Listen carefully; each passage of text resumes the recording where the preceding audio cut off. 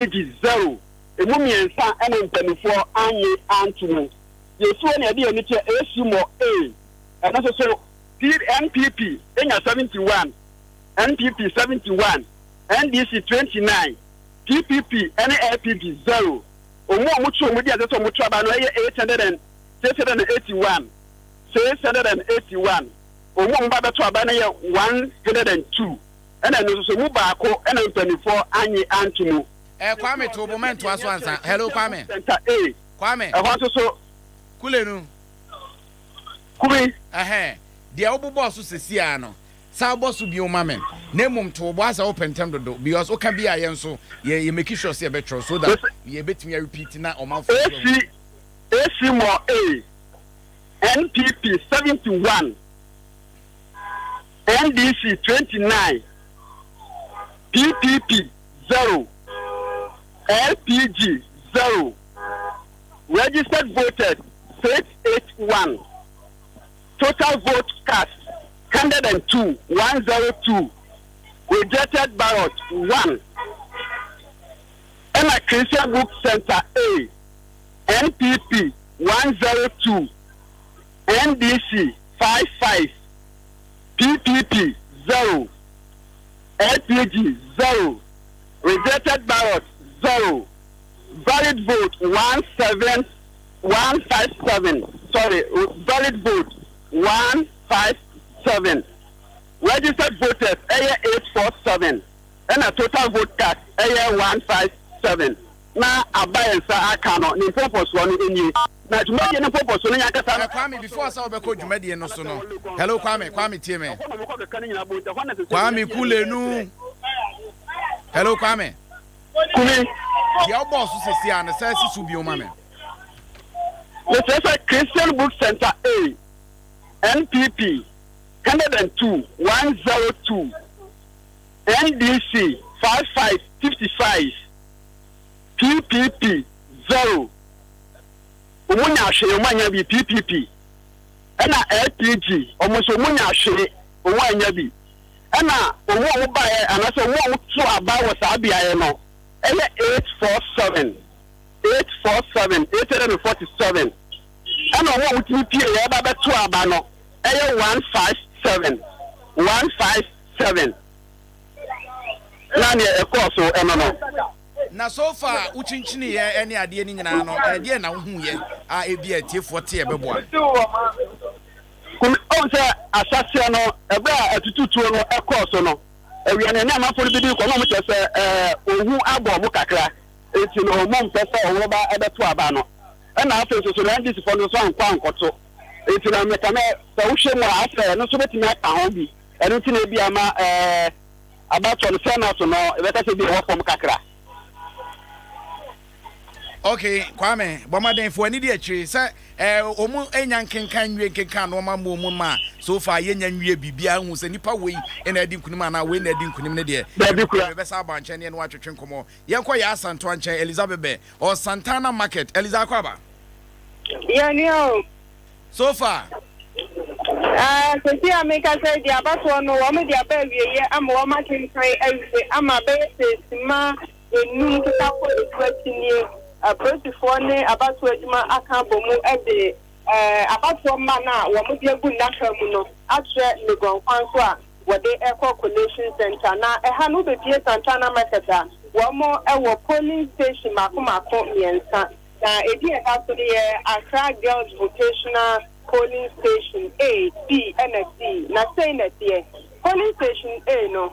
Nipa actually when the answer one better by 771. A handful of your so back home. And see, I only do what 218 and a better year.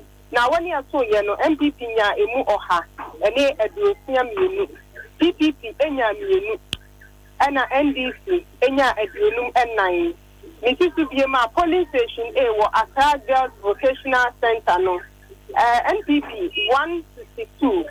PPP 2 NDC 54 amanyoko na watoto na ye LPG wenye bi ewa ha woko polling station B ya nipa atwe wondin eye 668 emu 195 ene beto ye emu mienu yanyantum rejected emu ba ko say yes spoil na wo share e ba ne say de call ya NPP enya 156 oha aduonum ensia NDC enya aduasa enso 37 PPP and LPG obia enyebi na se wo police station siga e honso no na ko mo ya ni mu se ni 444 ana ebeba enso ri ate no oha ene 114 ana ebeto abano as what the time edisi emia said the area no na ba kwaira ene se ni pa ne jipe pa no de hwe ni bosom ene ma ira ye temframa ene huko ya wo manhu ayira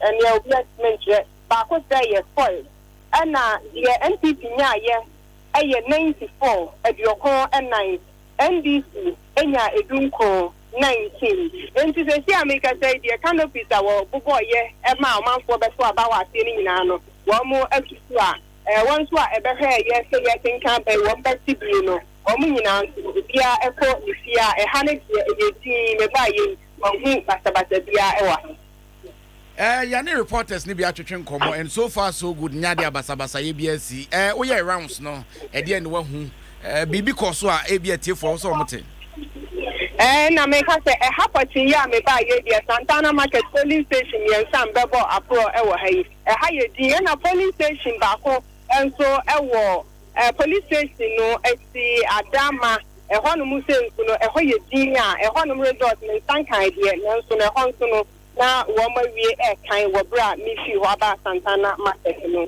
mi didi say wo nso die no by now e ko police center Elizabeth wase for any samachi ya Santoa Elizabeth eya Adom reporter ene ne twetwe nkomo no Santana Market eho ena no wo a de course ho wo de beto yanim no Kojo Hagan ewo Legon cafeteria eho eno wo Kojo akwaba Beni abe mam eje wo so far results been at you yo so far mensaka results ni bi ewa ha by my PM or Legon cafeteria, but Obaha, Bibia Boko, Basa Bia and Sia, Ahana, your quality results Nina and Tuba, or my screen Kakraka, or input results and Kakra and Kakra. The present easy. Nipua street what does ye crowd or Kobe 500, Nipa police for Abbey. Now, results I mean Sakano, yeah, but Legon Hall. 2A, Legon Hall 2A, NDC 14, PPP 0, LPG 0, in a MPP 40, if you need to see 54. Now expected votes are now what you share and I depend on case what to buy 685. Yabeko Legon Hall 2B, NDC 11 NDC 11 PPP 2 LPG 0 in a MPP 37 MPP 37 expected votes here 589 Yabeko University Staff Primary NDC 61 NPP 93 PPP 2 in a LPG 0 expected vote and I say depends what to about 550 about University Staff Market NDC 110 NDC 110 NPP 189 in a PPP 1 LPG 0 rejected ballot here 1 And I expected votes near 933. 933. In a Legon Hall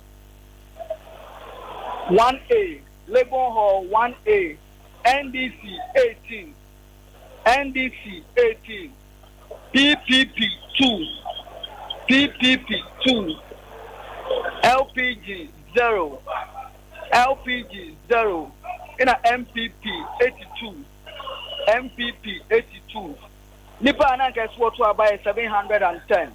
Na uba Legon ha many presiding officers nibi kasai about the low turnout no ana nipa adana nipa do only bebre am beto aba. But one thing you know what can I say because of students for no do na war vacation mo if answer no mo be school. Ayen na wo be school but do na here then buy. But most of the time, we'll be a school side, either 1 week, 2 weeks, and send a student to do on our bank. To do on our will be a losing a 1 year low turnout. Ewo Lego Hano. In the same area, Uba Legon cafeteria, you inside. In terms of for any party members, polling station agents, and before Uber Remuno, security presence, almost 3 badges. First badge, will be inspected ID card and answer, Okada Okita. And second badge, in Russia, the same with third badge in will be inspected women answer. We born if you are and show one. Uber inside a soldiers for Ewaha and party executives in any idea to one of them who can not travel. I am soon and job for my project to be my eye. It's so far so good. The beard and Aquamuha, Bonibian, you have a Tabasabianso, and you high. Yes, I can in be better, but I go be a work at Transi. I ever change chance to her. You know what I mean, car. Sana, I have the airport. Okay, Kwajo Hagan, you better say what did the course on a brain to Kwajo Hagan, any another train come from Legon cafeteria. Na ye course on a fiare said your normal AC Kona Nakia a champoma, a Julu Methodist. Nanakia. So far, Probon is an echo. You say, Menoka say, me was Joe Abri. Now, the buyer no machine from him, I will put the prayer, woman so at me, I think I woman will ask me. Abri only gone Methodist A and B. Now, one more result saying at the year. NDC 11. Nanakia. Hello, Nana. Before Salva Trasno Crano, oh, Joe Luana Legon. And what Jolu, sorry. It is where Jolu Methodist. Jolu Methodist, A and B. Okay, Twaso. Police station A and B. And the results in fairness here. NBC 11, PPP, LPG 2, NPP 113. That is for the B. NRA no, NBC 29. PPP 2, LPG 0, NPP 110.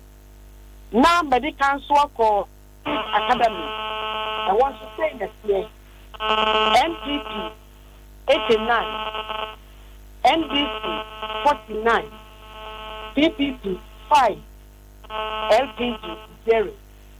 They will call Joe primary AA and B. I want to emanate NDC 30, PPP 2, LPG 0, NPP 136. That is Joe Handy. Nipa necessary was so about Elminano, 169. Primary B, also so famous here, PPP 1. LPG 0, NDC 28, NPP 130. Now, King of Kings, polling stations, a honor A, B, C. A no, Emma no saying that the Nepal woman register and necessary to a bano. A 713. Now, one was timber 2, you know, a multi-temuni. PPP 3, NDC 28, NPP 126. Ababia answer a woman. And now, King of Kings, police station B. And the power register will be necessary to a banner 626. we ye ni pay me beto aba ne say ne tie PPP 1 NDC 19 NPP 124 say you call polling station C that kind of case one any pay register ye no anu osu wani so beto aba ne 463 emunente 3 pe e be tin peso ye na intitemu no PPP enya 2 NDC 13 NPP 8 Jolu DHS also A and B one only person saying what you went for better about 663 we are 144 and it's in the two upper a monobato FA now say and a 4 PPP 9 LP 0 NDC 17 NPP 117 Jolu DHS B wants to make plan to abandon Nana Equia Otimenka. Me patch says to be your mammy, the Okan is Siano. Jolu DHS A any plan to abandon a year 663 we are 144 anything that to abandon a mubako extra rejected ballot. And to say Muno say PPP enya 9 LPG 0 NDC 17 NPP 117 DHS B any partners also to about 480 or two every year no NDC enya 16 PPP 1 LPG 1 NPP enya 67 so me so far baby I met me after a police station I would go much near kai wo maba edie no emu ensunsan so a etie and am dia ma we na se he bambo won sam dia baby me far every wo le bon has ayem jolu has nyina no bambo mu sam dia de ji wo be police station dia wo jolu has no when to me and kind bambo do my 4 crowd wo mo 10 e wo police station dia mako amabubo wo mo mama e wo jolu haseli enti so far jolu bibia e be du e wo haseli asunje wa ha Nana Equia Champoma ye bedo ase bomodi anafo ani di nsem na chi na nana se ampofo je so far wono e na wo boabo bibia no ono na head of political desk ewo Adom newsroom entino what is a reporters ne koba na twese wono na hyecha wotwetwe homa ne ade anana ifra no pa metimu se wabre anya better sa ifra no pa nam tese we report from there no me say koba left right center from radio to TV from TV to radio say na so far we see hu election na uzenka normal by election there nka a branch the nimo coverage num sa but incident na esiye na incidents ni so si ntem nti ma additional activities ni events ba be kan adwuma na ye no because press conference ni counter press conference ba ye afi ye say hwe security side from police for the omoye aside that so na election so ko so say ye me ani ko ho na ye cover because incident no time I 8 na is e kobo 9 and her election na e shall say 7 it na say nearly 2 hours into the election into election no into about na I take greater concentration of election coverage in the core incident this year because of the way you blow asem no na fi be to dwa kra say nipa wu mu ne ho keka ho no na wo se ekọ hospital ye ne party ni panim for ye hwe EC4 saying no so eso asem no ne ho keka ba all the same no election no akoso se de e wo se ekọ make us say counting no eguso na ye mamamfo ntia say we provisional just say afei na be collation center na EC4 e de omo ensa ashase ana so mo team so achese ampa we yaji atum na nya certified one na what say political parties na e wo ho no omo representatives omo e ka abato no ho omo din wo ballot paper no so no omo nso e sign na minim that is LPG PPP and NPP say NDC there officially almost say officially almost omo na initially now about 2-3 hours ago na ye wonder say omo your announcement no the chair press say omo pull out na nyebia omo aye official complaint and I say official letter be to that effect sampa omo pull to the EC and because EC mu krata mu ni bibia mu de omo part of the election na yerofu so ampo for brand ne kasa na mayeti ase say omo drive straight to the EC office any EC electoral commissioner no kokasa e chin mu say we na esi enti omatwe mu efra bato no oma official letter dey ba omo feel say the highest authority at the electoral commission electoral commissioner no enti omo na ka say we are na say bibia fufuro bia eni akire so far we say the abato no results na eba no kra no ekona ase ye clear say MPP are taking lead ewo results provisional results na aba CCA na yehu no mint mi hunu say pull NDC pull out nti ena ama bia omo vote no be bia ewo no ejina saa ana say e discourage nipa ni nyina generally nti enya effect for parties ni nyina so ba anopa no bi otie report first report am here na e ba en say turnout no very bad turnout no anopa no can be yenim say by elections e na turnout no wonya bia 50%. Even a general elections crown, unya 100% turnout. But we know make a can yamabumwa. Say turnout no. But when you say the course, so I see a bobi to obia unim Ghana. You so muja. The moment I will be better say it to baby. Ama obia why ne man banko toaba. Why ne very risking life so tears ya bonting no akotoaba. Unyin say ebia and also boama fu kakra.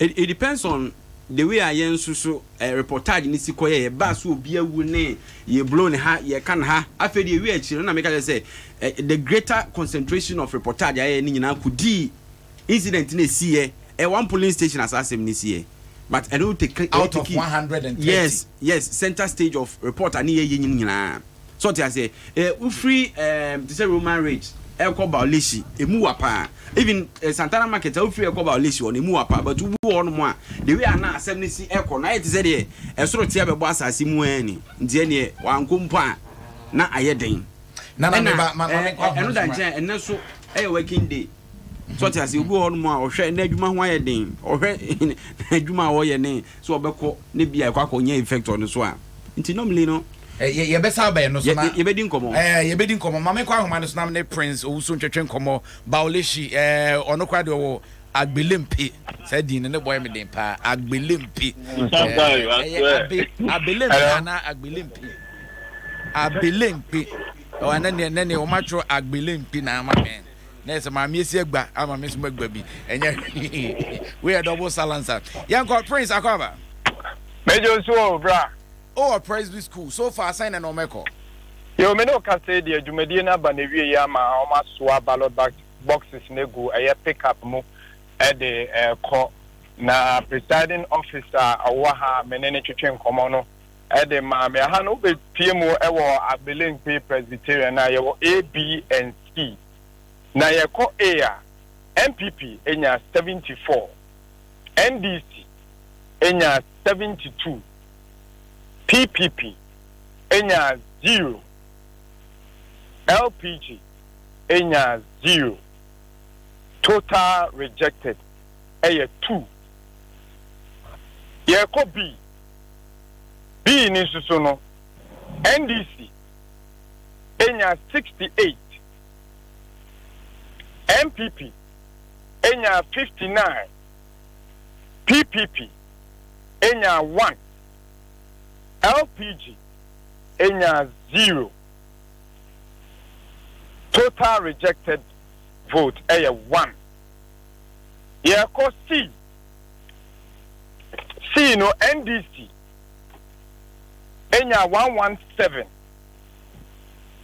NPP enya 118 PPP enya 1 LPG enya 1 total rejected vote 3 way any information I made free Abelempe Presbyterian Church at the Brem.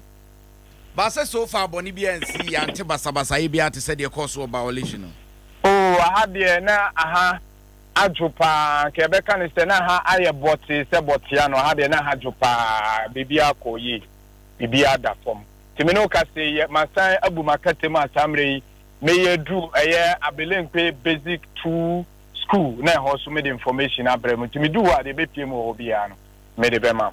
Okay, you better say Prince Owusu anemusini eja abelenkwe eho and we presby na results are there brain no nana answer you be kon ni edi nkomo bi about the turnout and amanfo adwuma omo ye and Ghana se wugya wadwuma ho se bi ko bi obi ko ho obi adwuma na oye na te say ye adwuma bi no agya ho se kwa akoto aba se nya se bi officially in assign no se ebia ko ne ko ye adwuma e ben ho no aye wadwin se wutwa afa ho not news time best na say when ya say na say so kwa akoto aba definitely you be in hot water.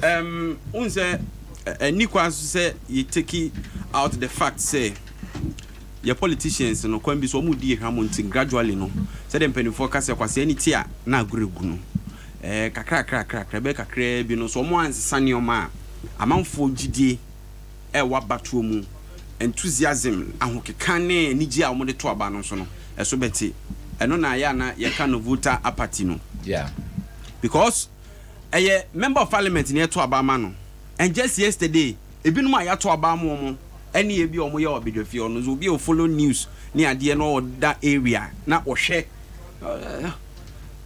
okoto ba na amana kwa kusisen emene obi din komo and I was surprised because me so politics but recently obekon obi no entertainment so we say you of all people I don't know jai politics they also chat I'm tired because and some no what you know it looks as if say obi eba what the kind condition in mind set in the political party in Oba. And so whether good or bad, yes. Also come on the political party in the national development in the MPP NDC. And it looks as if people are getting tired. Unim say proud to election and Komodia and politicians need the threats, counter threats, and by much move boot for boot, near grow while the BC be trying on Kano area and they by election course so Ayawaso West Wuogon. So what's the area?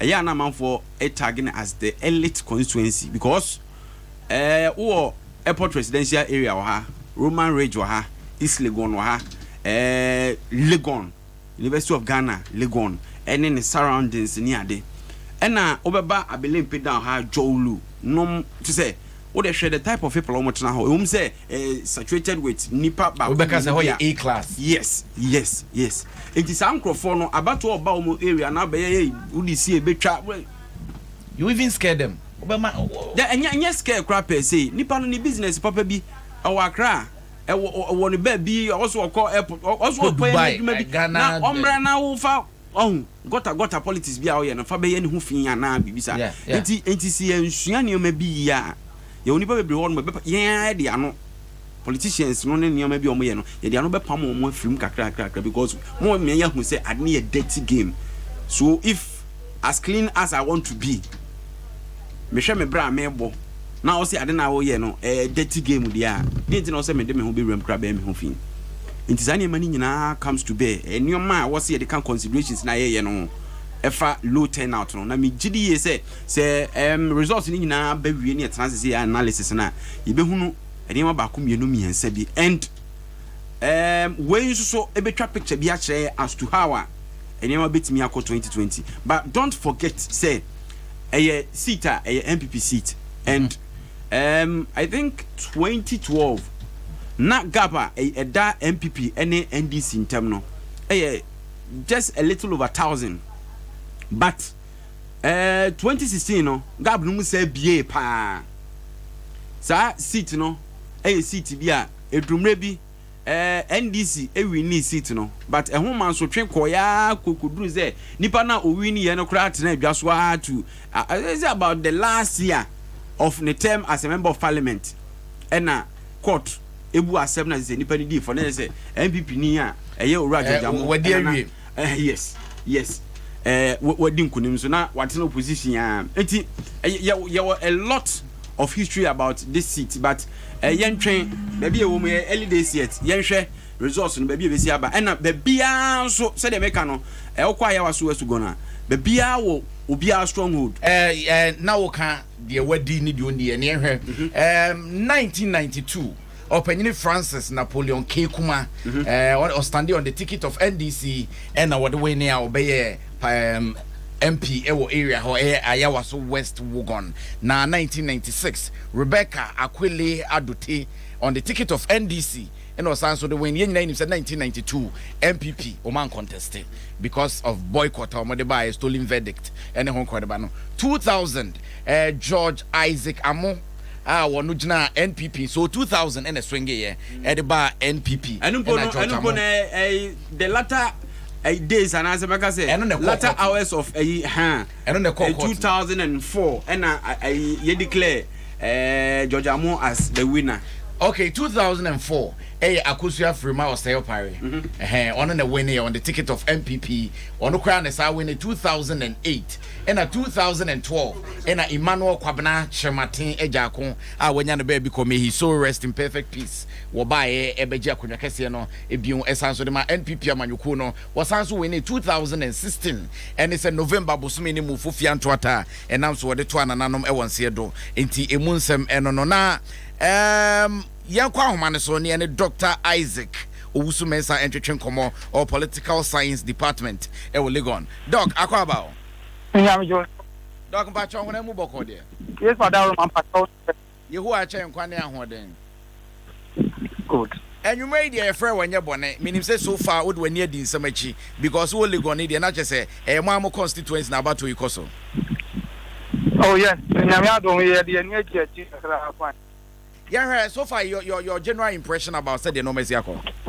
I think as far as the election is concerned, yeah, but we didn't expect for it this level.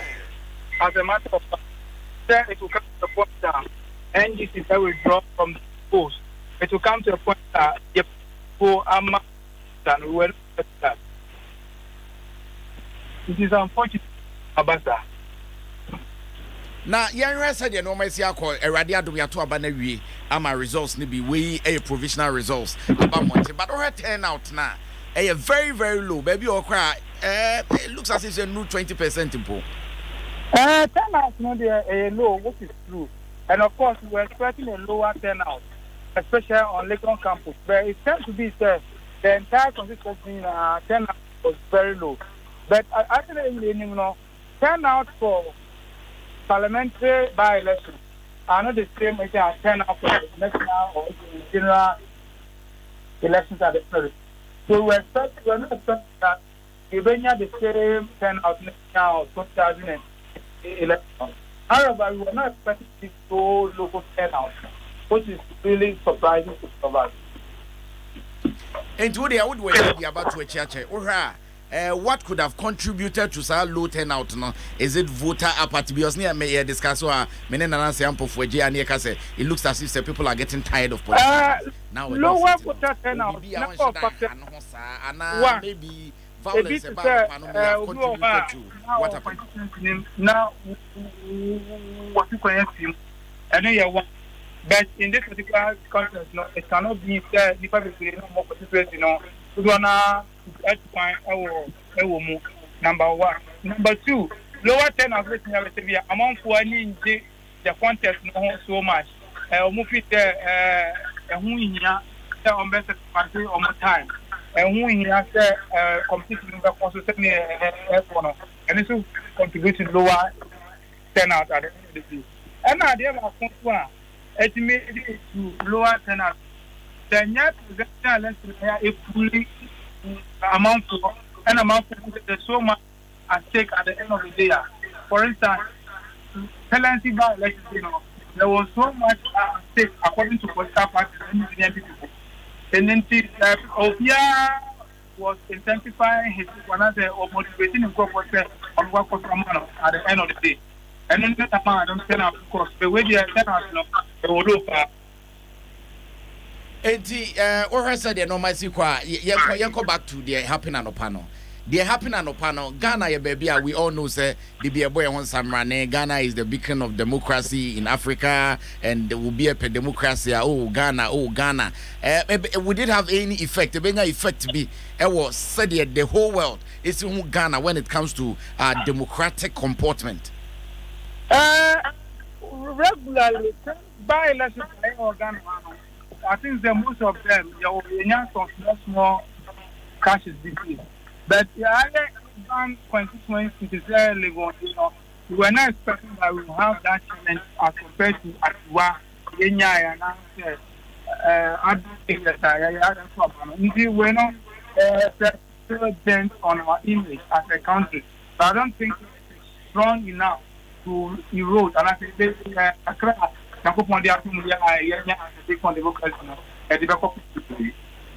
Ebi mo ka se o hwe baby to say baby asemi see ehoye baby anke be ka say A class for na ho when it comes to education, when it comes to living standard kebeka se omo yonkofo omo call manim if such a place it would me to in a by election near kwakura mu 2020 general election unyi ni say is a signal say we have to sit up. America, if you remember all the bad elections, but it doesn't lead to withdrawal of a political party and a boycott from political party.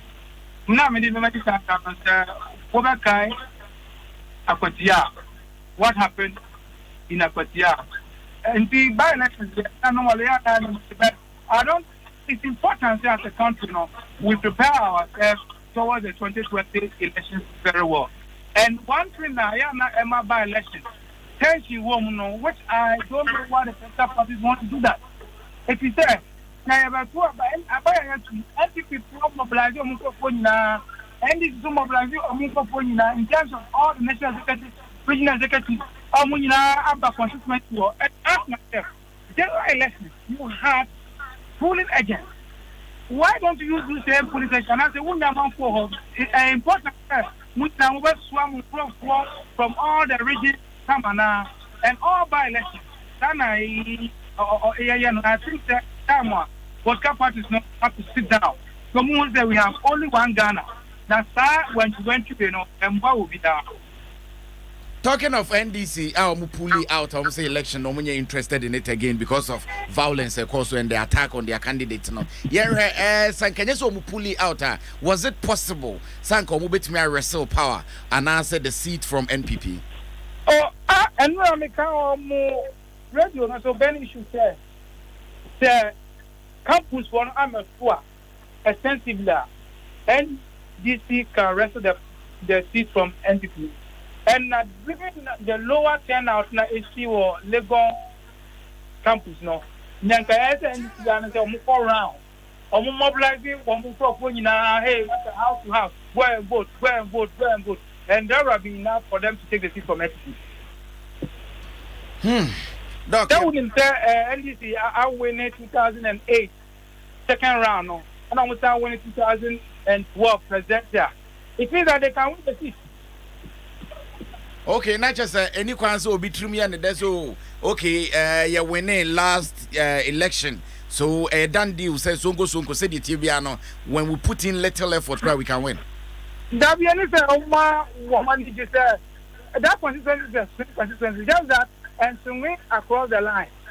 And in terms of parliament, it's a swing constituency, but that doesn't cross the line to let the member of parliament change from NDC to NDC. But the point is that NDC also has the capacity and ability to take the seat from NPP.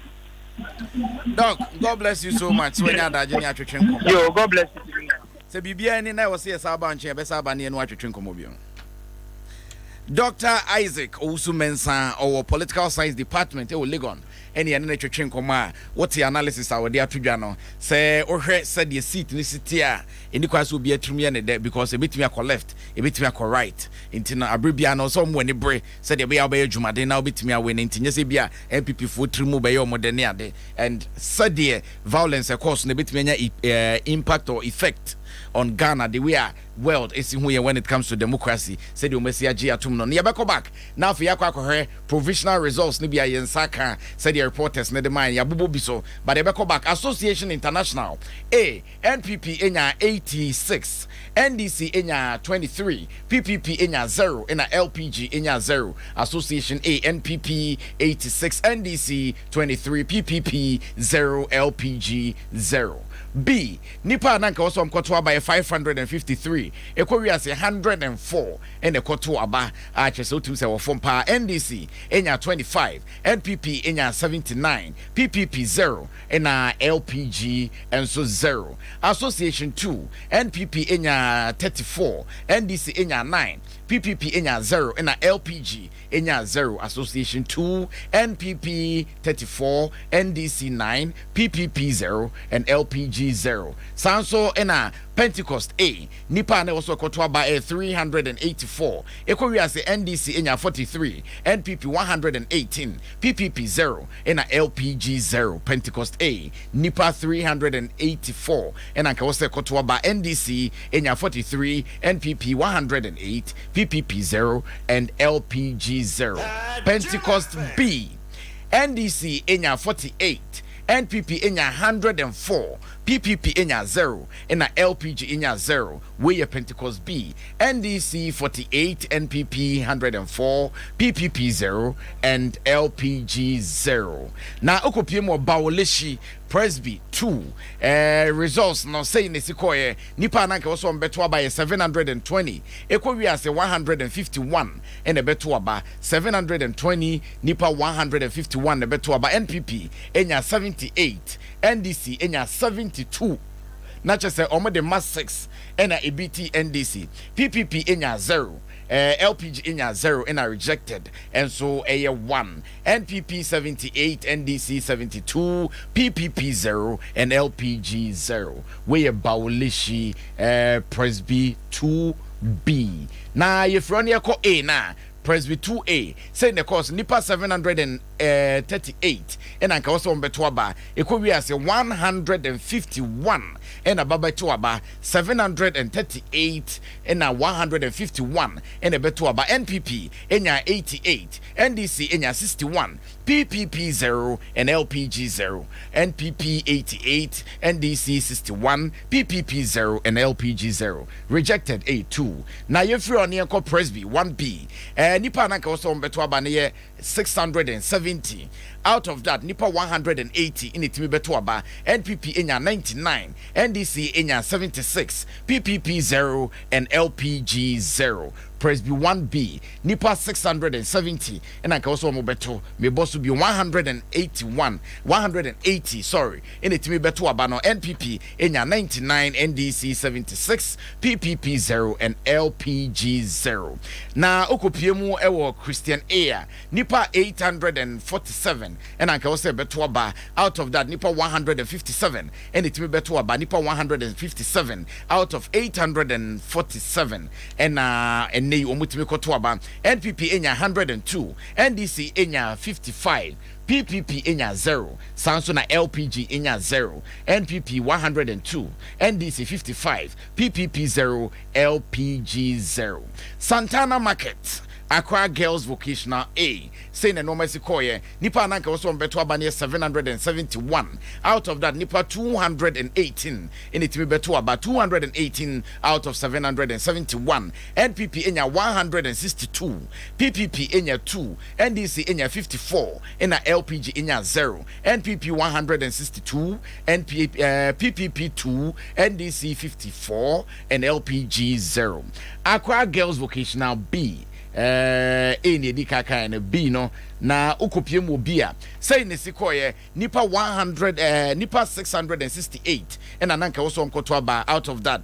nipa 195 in it mikoto aba 195 out of 668 NPP enya 156 NDC enya 37 PPP 0 LPG 0 and I rejected A2 yes so beyond there NPP enya 156 NDC enya 37 PPP 0 and LPG 0 and I rejected A2 Accra Girls Vocational C nipa 444 and ananka also beto aba out of that nipa 114 in it beto aba no na ekoriase no NPP enya 94 NDC enya 19 PPP enya 0 and LPG enya 0 NPP 94 NDC 19 PPP 0 and LPG 0 na okopie mo Wuogon cafeteria Wuogon Hall 2A nipa 685 and I can also mtimi beto aba no out of that nipa 55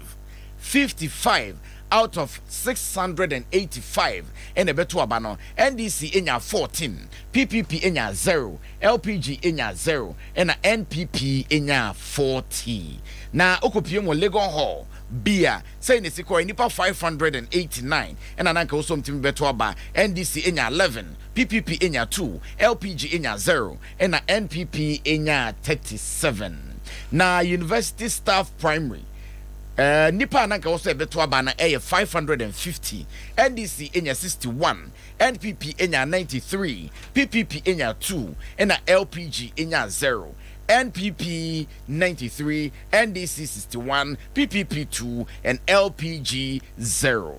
Staff market, Nipa Nanka was a better about 933. Yeah, say bit many the national organizer of the NPP didn't come out. Oh, okay, Samuel go. Boys are brand. Brand Samuel Kwaba. Now when I move back, between Senate and my bread. I can't do my organizer. So far, what's your impression about the election? Oh, Madam, there are 137 polling stations, and now you see a chance here. Now, out of the 137 polling stations, the members of the audience just one out of the 137, and you recorded an incident where Basabasaka because of polling center. Not a numpo crano, any police station. And you know, on that score, no, is safe to say that the process was free, fair, transparent, and peaceful. Even election observers almost cover elections. Many a time, no, almost share the aggregates of the number of places are Basabasa here and Anema Koyi. Then based on that, no more the MHE or more judgment. We are not against 137 police stations. 137 police stations. Not by Bakope, and we had an issue. It cannot be generalized to say it's an election marked by violence. So if you ask me, I think it was a day for us in the NPP, who were determined to win. We were confident the Ayawaso West Wuogon constituents, on the Kaini Ayaye, on the Kaya Bray, the Kai baby and another deal my echo, on the Kai the sacrifices we made. On my Kai baby, your mamma should be genuine baby call, or sending your man after, you may be a case after, and maybe be at the here, yes, or see a trust. Brass, I mean, Ghana phobia didn't come in there. Surprise, says Sanka. Basa baby, see what Batumu. I bit me to near there, but it shouldn't be Ayawaso West Wuogon because of her living standard not a high in terms of more material, the education level, the understanding when it comes to politics. Were you surprised? Well, I was surprised. And I kept saying that the NDC tries to be strategy on what talents on the Azoka boys that consider. I'm trying to build the strategy of a cherry pony on the Azoka boys that cause mayhem. I'm trying to build the strategy of a Memphis West to come and cause mayhem. I want to be to class them Casaplecon a strategy. Any Hunahuna on the Ayawaso West. It may not work because I have to show the dynamic, the voter dynamics is different. But so far, what me monitor results, Nebano? Let me tell you with the idea. Yes, yeah. And I'm more than my cousin. You can't share the man and the party for Vinci. Oh, you go so reporters know what grounds or Muguso on the Nebana, a boa party bang. Now, because oh, my Titidia. But oh, my main cousin be NDC, National Chairman, here press conference. Our council withdraw from the election. One Adom FM or Adom TV, more multimedia for one of your either Adom FM or Adom TV. From a national organizer to Swahami to Akamba. Because they haven't withdrawn from the race. And I'm a boy. Conte. Mitibisa. I know to be this. No criminal as all can no more a true journalism. Yeah, international chairman, I press conference here. I draw. The national organizer now option on the next day be a record. The same time, the deputy youth organizer and monitor elections will live on. Then may have at 3:30, 4 p.m. Now, I'm happy to hear monitoring our Commonwealth. So it shows that this is a bad year. They don't even know the decision they want to take or the decision they are taking. And now, almost the voters register are bloated into a withdrawal from election on the basis of a bloated register. And none of the almost a narrative. So, can you voters register in a withdrawal? No more security. So, right from day one, they knew they won't win, but they will keep a fight. They will frustrate the process. No more prepare the minds of their supporters. Say, I knew you can know NPP for a day, to trust them by, which is not true. And this time ahead of 2020 elections, the Ayawaso and Neno as the national. Ayawaso Neno,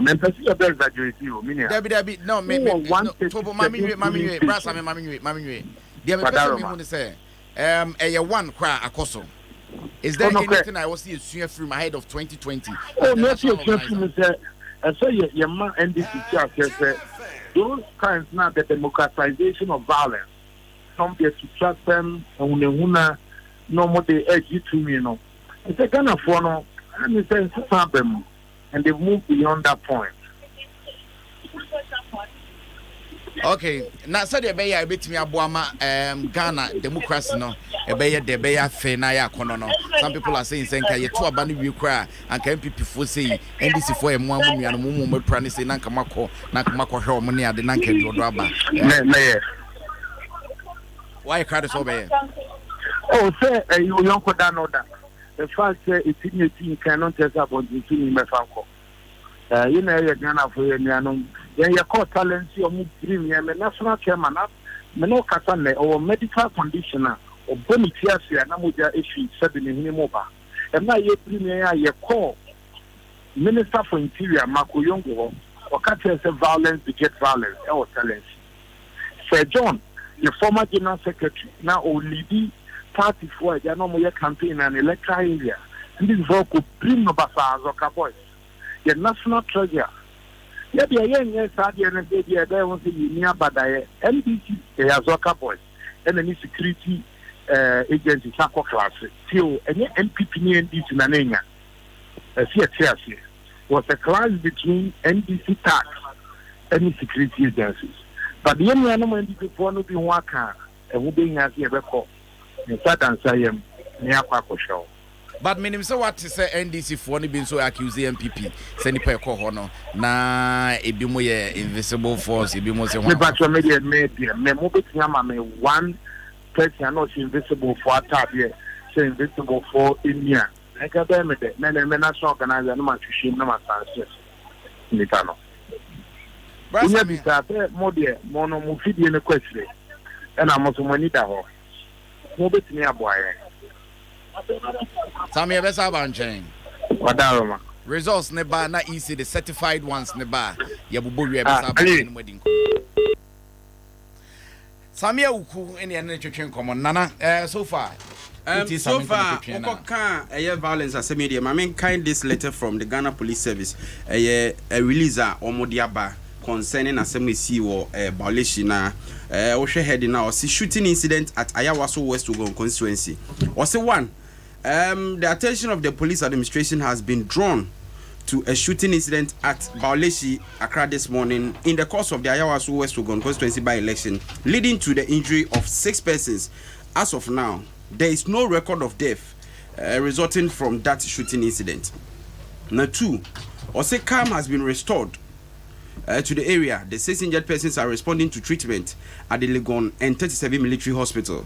But further, the Inspector General of Police has directed the Director General Criminal Investigations Department, the CID boss, to speed up investigations into the matter and that incident. Now, 3 also the general public, especially voters and residents of the constituency, are encouraged to remain calm and go about their duties freely without fear, as more police officers have been deployed to enforce or ensure law and order. We shall Kesi Abeye Backman, Superintendent of Police, one and say oh boni nyina tofa assembly there BBC BBSU am ebi mo pra yɛde ɔmo kɔ hospital according to police yɛde ɔmo kɔ hospital na o background so dia police for wo mema na ɔmo hwɛ hɔ na ɔmo bɛboa ma asomdua banti no sɛ opɛ sɛ okodi wudwa opɛ sɛ okɔ na akɔto aba ba bia okobia no bitumi akɔ like any normal day bibia enkoso na yɛhwɛ Samia Wuku say he is willing and the party say after everything ɔmo bɛkɔ akɔsra ɔmo prepare no politicians ɔmo yɛ te sɛ enkoko ɔmo bɛhwira soso ɔmo ho a so bɛhu no ɔmo assign ɛnam ho eduru abato say ya bɛ ade ba ko a also ɔmo trade very cautious and also ɔmo trade cautiously because te sɛ de tu kasa yɛ ebo nipa nsu no mu a wawu kokɔ ade ba betimi anzi ne na sa akɔfa damfo eduru mre bi a yɛ ne yɛ bi ma ne tra so tumi na wo pɛ e de abesom nkrofo nenu kwai som but yen kan sa yen kan som nana yen we all know enya som because we know politicians are obeba no utum say yeah but be direction we know make us understand say on ba besom yes omo me yete ase so on ba besom yes well enti die na so ku obi na de kosom obi it doesn't make sense but common sense die enti na so ku obi ana upra obi na de kosom obi hwe ade e koso sesei your temperament in politics right from 2012 apeja koso so and 2016 we were sitting on a time bomb say enyenya me na fafie say de na bufo bi si woni pa bi mu ena say de niam si call ya nyankopɔ ma de no adwudin say ya me ani ana ho because 2008 people marched to the electoral commission for them to declare the election results. Okay, is that yeah. So okay. Yeah. Okay. 2012, right after the declaration, no, ebufu eba kuruma na enya ebufu ketwa. Emma kakaka or brass sport. Mekai pass na ebi ba beka se ebekɔ court ntimunya botre. Mekai said that day na that time na Adom wo was it Adom na Adom wo tema debi ni aba ahia ni aba fufu ahia na mikufie na ekomudi mikodu fie afi mi pie and everybody was like upia kwan yes I need to go and work but to say ehu abehye nkofo mu ansa na yebeko Supreme Court ansa na Supreme Court ruling ne ba ye na do acceptance speech or de ba ye and a whole lot unim ade o say yema politicians net say politics is just an aspect of life. Just one aspect of your life, no. The be pa ne the beda. Ye ho dodo ye ya baby wa ko ja ese ne no nya politics na ne de. What I say? But only say your career politicians or oh yes, where their very existence depend on politics. And on the side any brand ba because when him says we nya power na wan hwe ya obebu ada.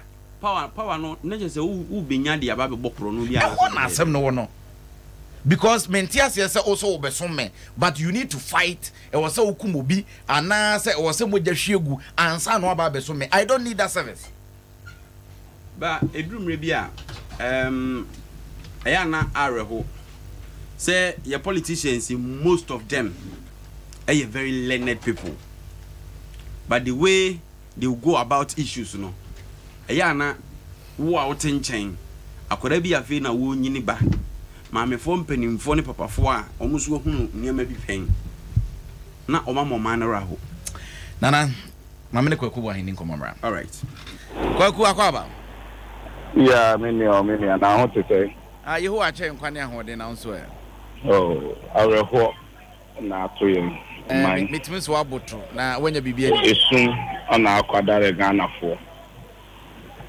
so e be me dey san ye se pe yetu ye fo pe ye hwe hu ye na ya antie futu no hwan na de bae nne na matem panimfo bia omoka se tie nim ne to aba ma his excellency na Nado Danko Akufo-Addo asumdwe e dia asumdwe ye nya bi da kopem tie kombeto and e kopem so be fra kunya so na me adaroma nsem ankofo kan ye ni nyina no abamunde papa no ni hunu president ya ni trimu den kwaku ete say his excellency na Nado Danko Akufo-Addo kwaku bwan ni hunu president ya wonni tema ema ne mindful te sɛ papa wei da ne wiase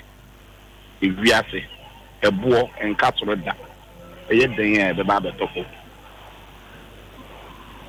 kwakuna wo ka president asem na wode ne for nsem we say security state security in operations na kofa minia so how come the president is involved minia o share MPP manifesto cross 14 page 4 and 147 another than Kufuor 2016 abatwa no komun o ka se wo man no so ba betna konwa so a obema obi a wokọ na adwuma enya kwan akọ obema obi a oton ne niema enya kwan atom obema sumdue edi asumdue ebi abo memu ha na emmra ye de ye oman no ana ye de tete oman no obema mmra no aye adwuma evita John Dram ane Mahama ba mmra no enya adwuma na Ghana ko nya didie wodimu na Ghana pokoto abama no enne ya me no kase Ghana fo nyina nu omo se papa we enya papa etase ye do man echelensa enne o man na dane ya o man na ye deja nkofu twajo under the leadership of his excellency na Adom Kufuor na aden ana o man ya so wie wo mu o man ya sebe ye te onu adomu ne nei papa yi beba no be ma o man na ye deja president Kufuor ebo ene da hoyi senka president Kufuor senka we malam wa on kemema ni chief mam ninsem wa wo kan ye ana abamu wo kai se mre bia no mo kwa akoto abako yi obi MPP ana obi di MPP anim president Kufuor ka se mo pro obi a mo hwehwe na mo be hu no mo pro obi obe mo man na kọ n'anim a mo ntoma asomesi ana obi nti wa mo obi adin o but MPP fo bi bra no mo di na Adom akyi no ehun se na Adom ana no obo na kutia nti papa no su ne ban no sa pepepe na tie eni na de Ghana de akwa akodro no Kofi Kumsin e kan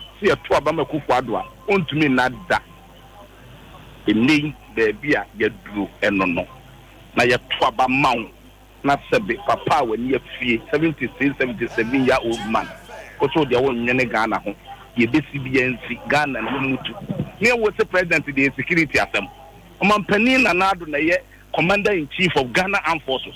But Kwaku, you and I know say about commander in chief of Ghana Armed Forces. Commander in chief of Ghana Armed Forces.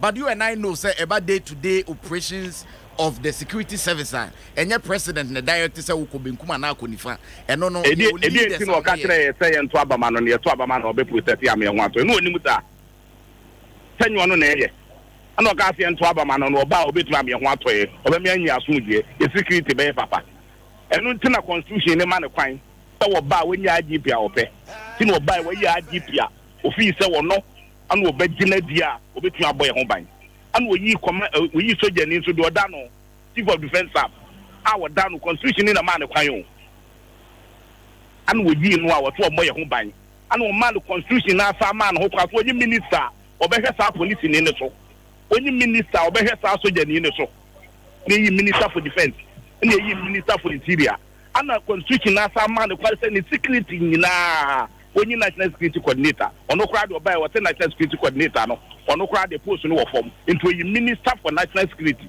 and we no say minister for France staff house in charge of national security and we deputy na oda sore na we share invisible force a soldier for atade a yehunu bi da a police for atade a yehunu bi da a brand ye we bi moto mo kan any bisia obeka se mo nyinipa ni kuta ma ni tuo I think you are not being fair to them. I beg you.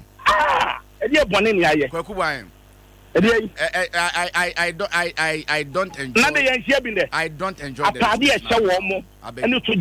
police didn't go direct. What an attack and motor and the Mranti show my body say and the woman Betty the motor can go down the police in it. I didn't police the maybe a coffee free show more police at Tadia and I saw that for Tadia and young Nene or to body police in your training in for 2 trouble in your crowd. So, the young channel some ranty we are more fine near to Yasho Masu that Tadia, I told police at Tadia, and the president Yam Rifuno.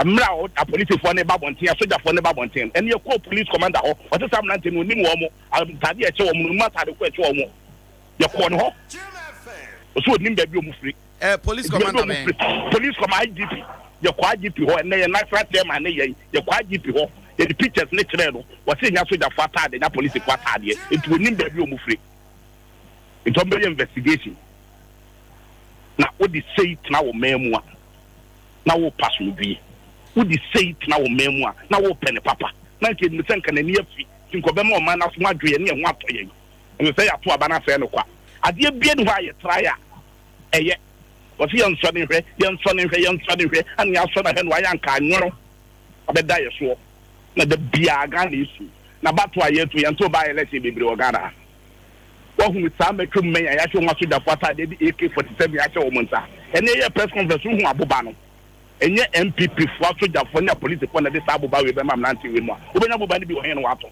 kwaku wan yen hwe by election said you kind ya to be brave but obi so beka say when enye we ni first time ya to aba by elections wantwi ni basabasa ye bia ba yenim hwekwa no we know etiwa de any one or two places course so entino unyi ni say we should condemn it entirely than say you be choosing in party colors na fe be wiase no na security issues I was saying as a nation no na fe ya no politics we sam na o manfo na nka say bre aya na me demo ho ya o kakra me nu ampofo agye enti se obi kum wo ma me a pacho ampofo agye timi nje me din di kum kofi we na me padwa na e ka say me din di kumi Mr. Kumi ene anu akia me nu ampofo agye ama me ha oti me nu Kumi ana me demo ho ya o kakra enti se obi kum wo ma me 2 years ya twam ya nenne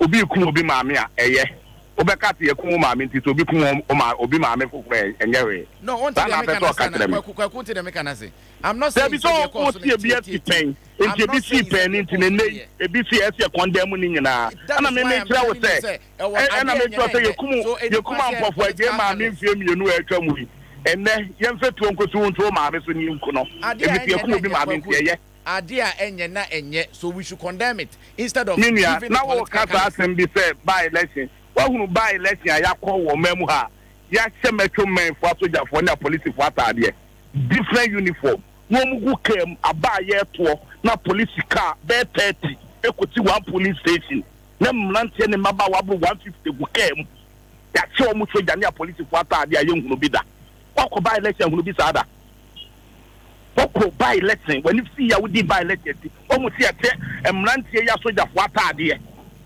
and the cars bear 30 abwa no ba people be see police station e you tuo ne mabu bonko fo be entia na enso and na itrom ye dom kogu hospital when you see ya would by election what gonna be that enti say asemwasi ne ye kan na e taya no me nyina ye condemn no me nye equalization ade anya na nye to so so nye akufado say Ghana man no na mom yanka nyanhwe ya papa no we ye ne yedum wa ye pepo man no ni nyo edu ba bia enu de me chema kan no wo se ewe ye ayade a bia ye nipa e me de sadie ni sintam na 2020 wa ha ya wo se ye ntena se na se police ntumi protect ya ye nhwe 2020 sa ye be advice ye ho atintam yie pa ne pem nante ne maba wo ya tutrafo pa edu NDC Muslim people kwaku if the police is want to protect here there kwaku ye ba to ni duro to 2020 ye ba advice ye wonim say comments bi sa na ya e magana fo ehu ba omanfo mu edu ye ntra ho na kufu adu nkuyan o ka say wani police ni 2016 aye hwe ne han ma ne kofa enkofo fi South Africa any Israelis ba ye betreni and Delta Force Invisible Force dey tutu no omugu omemu ha ye nya omo hwe no ye ntena ho ma ne nkoto saa bre yi pa masa yi pa dia asa na peso ka tem kumi na e ka se na se abofade no kumi kumi na wo ka se pa Invisible Force ni Delta Force yakofa e ko South Africa betreni wo mo Captain Koda betreni wo mo no omu omemu ha ya Captain Koda na security cap of staff out. And no na one more security atade ache. E no be hu o mo na ya throw mo security. CPS as I say no gumamanta beti omumoto kan almost to almost a crab now what in I want it na kwaku omu diga nya kwaku bwan okopɛ den waka omumoto okopɛ den wo bi motom na me yan sha bebre ye ni be na confronto e wa belempe anke bi kra ye so mo ne ye ba be ko akuna o mo ti se dem etu ne ba ko pe di nkoma no mu nyina apia ba ana ye de eyi Ghana flag abo omo ayi mistake ana bobo omo ana acho CPU security boss ana bobo ha be se ye kwase so mo do ma be good dem enti ya ntopesi ama wo mo ne am wo mo cho ana ye di atade asoja police atade ahye wo mo no mu bro nkofo ya sa mo ma take akraka ho kwaku bwan yes o kasa ya mene ntesu ntesu de ma mene pa na ya ampofo jeni ya time ya kwato o memu ha no papa akufu ado say wo man no wo mi nkancha papa ne say oruman ne say enough is enough asema wo kan me metinche amenka bi kura odi midin ne namu yi wo ai balesi na wo na me wo no abelempe mu big guabo you do abelempe cars e bro 20 police amo cars on abelempe omo dia begu ho ene ho na me nko a me ni akim za ko Kennedy kankam buta Kennedy kankam me confront wo mo ti bind the confront wo mo anka ye ntokwa to wo no ogina ha ye dai on fa na ID card mra ni enhwe enti abelempe ho na wote so police fo a omotia amoka mu no moto mbon no me see abelempe ho no ye duru won so no omo de cars buru 20 na aba ho police station ba ko kwaku asem bind the American bind confronto ba ko wo no wo use CPU omo say the security national security yi ti bind ni akwane kana fo mu fifidam ba na cars ne to aso be 20 e wa abelempe buta Kennedy kankam no ho MP Kennedy kankam menye wachinye because na menni ho na mi bisa o say abelempe ho no na wo so hu wo mo so wo tete police amoka mu na say yemfa ne so wo ya police nti ho na hu say a police fo tete amoka mu no o moto mbo omunya police fo o matade ne ya tworo wo che police atade ana aye egu omu ko mu no ya tworo so CPU security guys from national fast staff house na me gwani mu PU CPU yes ye krabi nyina photocopy o me to perfect Kennedy kankam police for the ba ho ye ntokwa ti vine ene wo mo koro so saa ene akogan ka boy ni nyina o munyi wo ma di card nchire yen o mse ye ombebu yen ore enkomo ya ye di enye ne fekeka na ne dekekenti ye nyina pese ye boa se be ya enioma wo se toye ne betoye saa emfoni a otwitwa ye obetimi ama ye bi o pese sia me di be send you se sia any send bi bre me na ye nhwe that's right before so be we news no me send the abro e wa akogan phone so se sia me mana forward the abro se sia na send the amount enye wa na wutwa e akogan de twese me nya na tikem ono ne phone wadi twitwa e na wo tikem mu na stella pampan ne bowura aka no ma te so there bi o say ye ti form ne ye wie ye no ye saba pato satma tema po ye tema ka say abano ye ntubiem ne ye party agent fo ni nyina anye no ana mo frɛ ye ne nyina ye ba pato of nti me ka ana me de akogan etim na ti ba ne dimachi ne nyina ye fo ne ba me so pa frɛ Kennedy kankam MP menjia ayi baby Dr. Akuto say Dr. Richard Anane me see one no me ni nyina na gira ho ana ti ba ni ba na boy te be fo ya church o matade mu o mo say CPU security guys fast staff house ana Ghana coat of arms dem ana ti ba ni be busa ba ko say na how gina de na ye tiase ne say se wuram pese okoto aba na o gina ho na o busa se o kwa akoto aba na amahwan ko ye ma o meto aba no ye ma wuram ana ti ba ni be busa boy ne say how gina wo ye den do so national security for ana ti ba ni ka se won fa ne card na ID card e tre so national security ne ye ene dan to kwa ne ye hwe ye card to aso be 10 amuka kwaku yes asem na aba no yenhwe asem no na yenka se obi kwoto aba na obi afre ne bisan se o kwoto aba ma hwan koye ma onto de ye duru ho sa na boy ba ko ka kire se okọ ye se ma ni muram ya de a wo hu ye wo so na wo bi na be ka kire ye le jo apo ana me se the American se me boa Kennedy kankam wo ho friend buta ne se o mo mrantie na o mo do mo buy o mo atro matade mu te CPU security guys right. from fast house so mo ni wa What my fancy na you come on why my fancy you be say to ankomo we so time for yenu abema kwakubu ahen ene ne di nkomo no but onim sometimes say asemba na oye wadwen say obe over politicizing na one hwe ya na asem na nkasa edemu ubegya na chiri wo de ye be ben no so but ye pa ho for NPP Uncle David, good evening.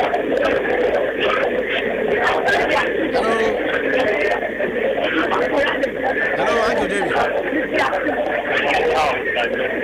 Hello.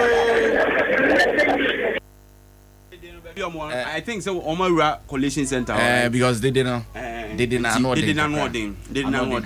Kumi I'm so asaba ho man so I'm trying to see Benyana. Hello, good evening.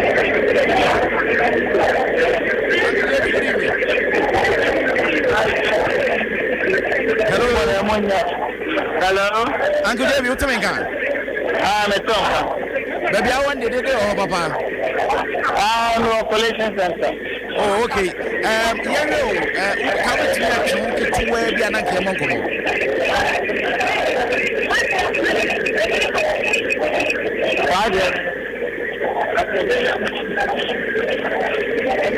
Hello? Yeah, hello. As I said, the Ekakra.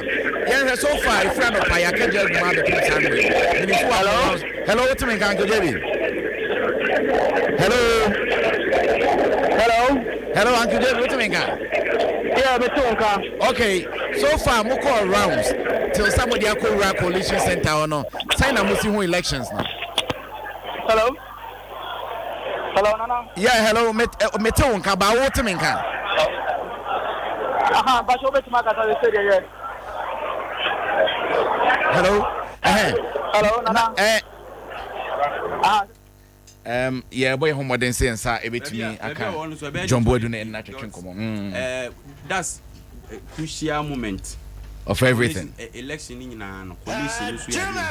One we one coin. Afa bono na you were near you were near a call. A one here, this zero back on one, I say, 2-0 back. 37-0. And I was so money that. Now, young call there so far now. Kwakubwa ekano. Now, young fagon to let's put everything aside. As a Ghana, we personally, I think, say we over politicize things too much. When him say, I did see say MPP for him who be they should bow their head in shame. Their heads in shame. Because who power now, you not be in power forever. Yeah, then maybe also be a what in takra bedding. A better form. Yeah. Into power ne. Now for say security, state security to back you. And will be descended upon opposition in any way. I for say a beb wow. Ama was straighten or stands and I say we win election. What you be no? Ta fresh as here. And will be out to baby. I now more can third force. Massa, we are not ready for any third force. We share election, no, and your results about over the 0-0-0-0. After 20 years, Nibia, Nipana, Efrasia or Mobano, Umbabinya change of mind be. From what we see now, but recently, researcher Legon for any year now, Parkwestin do more elections so far. Yeah, now 1 point something, 0 point something, but Utminya 7. Yeah. Which means now it looks as if the Ghana is towards some angle. No. Emma will be an baby managing yanide. And the financial muscle now, Parkwestin the pushing who true. Our Kobebia, Nipa Tom Timmy Triba, because T-shirts near Gibis on Honky Kahono. She say, Sikasem years are into who says, anyhow. And secondly, the man is aging. Oh, no, so I retired from active politics. You see? So who replaces him? Why not this is can be PPP? I'm a big Jana Sam Pempenso now, or Castle Babijano to struggle with MPP NDC and yet idea that form. So obey real, obey rational to that discussion. Yeah, me to me from where I sit and the me who need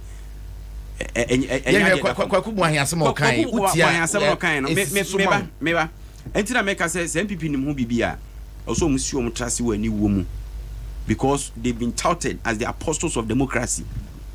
It's kane yebeka election yebeka to trust ma bekwa no ne bia kwa kusi NDC so te ne mumomu na edru election na yebeka to trust na mo ho ene ba be free yenya nwinya nhwehwemu nwie and they've come out to defend say omo no they have nothing to do with sad na cause omo feel say a security for and enya sem enti let's give them the benefit of the doubt but police for me at say omo hwehwem but hwehwem na if it's got anything to do with MPP there na enim go ase especially cry for the president.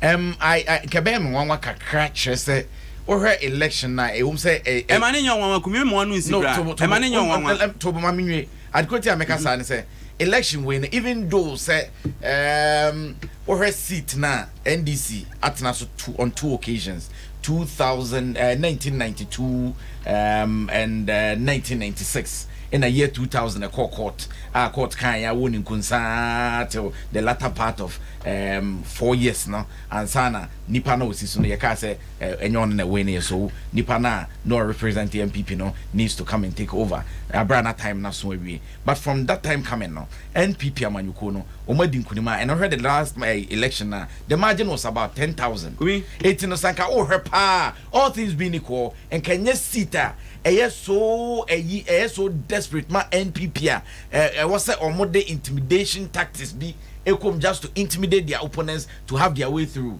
because anka we crank was say komo ye cool so that at the end of the day mona motia konwa so whatever goes on whether good or bad ye de mudibe bata ho ebi ne say kwakubu aheka say at the end of the day the buck stops with the president as the first gentleman of the land it's no ye de mudibe bata so say I don't see why they should do that. Your factors via election mu aya na ye adwuma pa and sa factors no say mako 5 emu be say 4 and 3 ekotia MPP in this election year na ekoso yim okay and nioma account power about mu no 1 turn out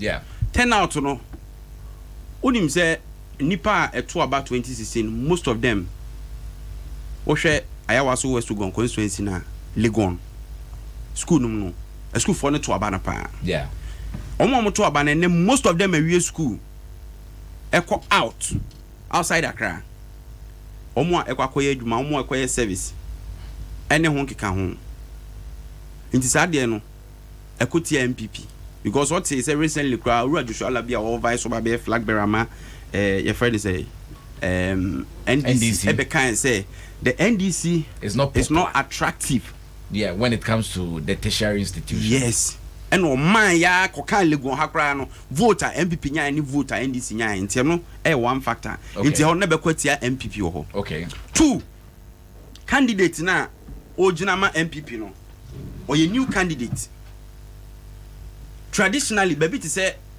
typical Ashanti region constituency bi and mami we gina ya nko benya problem because yensi yo kunu memene da e ma we gina ho ya wada se ye nto aba ma why you kuna awie na say ho traditional and predominantly nipa e wo eye sa East Legon side e de kojo olumu Roman Ridge ho no uhun se typical camfo no e do so pa am say violation sa ahokeka si emfa nkoto aba no nipa nkoto no nipa na adwene mu kura ni tirim no entre na papa apart from so a new candidate na onni sa political muscle no ho no sa de no kura na kakra no so sa kutia no e ma manfo bi so ye videos bi na kunafo na unsu kunwie na wo purpose na that kind of eni ayi yo no mu nsensem bebre eno so kutia ekotia ma me no kakra in a way and the party afei NDC candidate ni obi a ojina 2016 ojina 2016 honorable Jackson ne kopia wanya de ti se de Kwame Ewua previously 2012 ne de but wo hunu grounds na hunu muntokuro ahunu ene ba ko mienu bi a ene se kwasibo twe report na bae no se na Ayawaso Wuogon de ewo mu a wo hunu ne niam ba ko mienu bi a experience yes what I say the same time MPP almost hwa ye Jakwa ye weekend yi no na wo so wo mo san hwe say election we nti na omo divided attention kakra despite the fact so be rallies ne hon keka ho sa underground works bi ni niam bia omtumi nyina no mbetimi aye na yenhwe government in power apart beba election mu bia na ekotia government in power eyade da since 1992 ubisa posters no be catch apart from say by election a enipa nko dada no aban ti adwa so isan say bia bohye bia ode baaye wontimi satisfy enipa ni nyina ene bia sa particular constituency no mo nhye da hu ade sonko bia this for a campaign say what they are was Wuogon for yenye hwe kura mutumani amu se Legon hospital ni nsi wo no aban nya na adwen so obie which is a big blow 2 years because something you can see yes it don't be say then MPP for I omo na atena ha for the last 8 years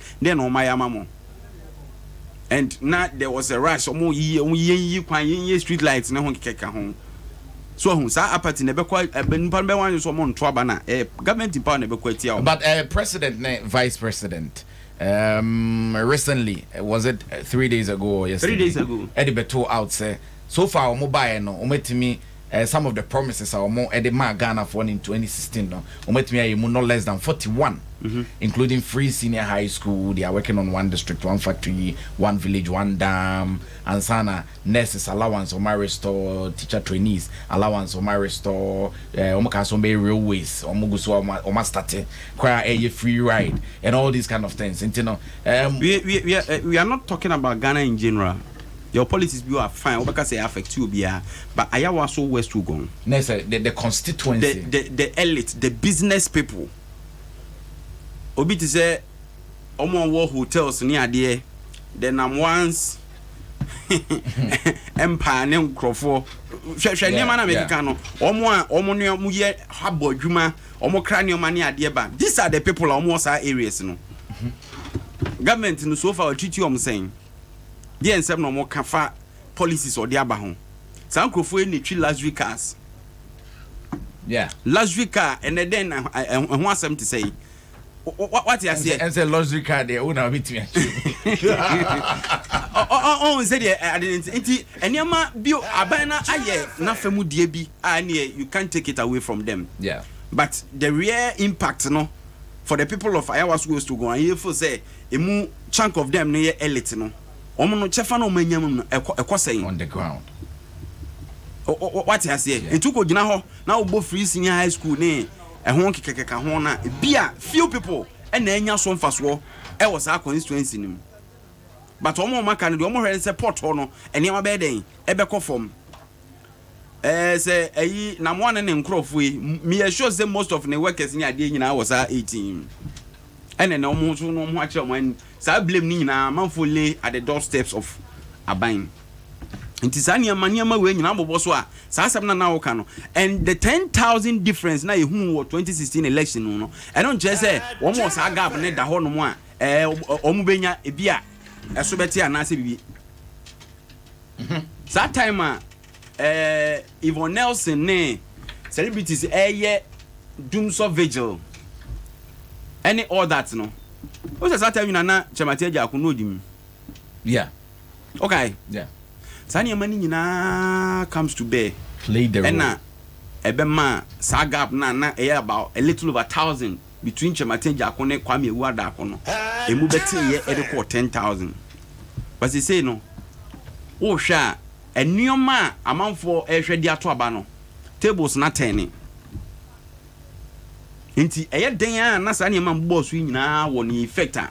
Wotina baby Ekache MPP for so more 10,000 gap nti monnom su na mona na omo gogo omo nsem a na enye yie ade be chubo se so yi afa enti so hu ani adin bi wo baabi na obi attribute to MPP ana bibia esi ni freni oso obeto boabo a se nan si bi so a e bi hye botom yemma police for no kwan no mnya nhwemu no ne yehunu baabi property asade no e free e buy na me ekobase esi e free MPP for afa enyem wanwa because that mafiaism no obia ni obetima ka chem say eni ye body politics nim ewom na ka forces no boys any ho tag no free. But you see they use them, those people too are there say nya meba o enye election say na beba e no omo be yes an crew to dwuma na some of them omo nye hwe enti no but after omo didi e wo politicians na ho you see on for elections ni via what happens to them I no ni asem no omo didi nti bibi say bad also be adwuma be action kakra ma ho say oh oga I did for you. Police was on way to the for now, the offensive face. Nana Siampo for Jenam Gusan Chichin Command, the head of political desk, Adom newsroom, Yeguswa, Ayawaso West Wuogon, Abato Ekoso, PPP, NPP, LPG, Omnazisumo, NDC, Omo Puli out, NPP rep, Lydia Al Hassan, Sanso, and the PPP rep, William Duokbo, and the LPG rep, Clement Buedi. The question is, who wears the crown at the end of the day? Ghana hodo into the side way or my back up at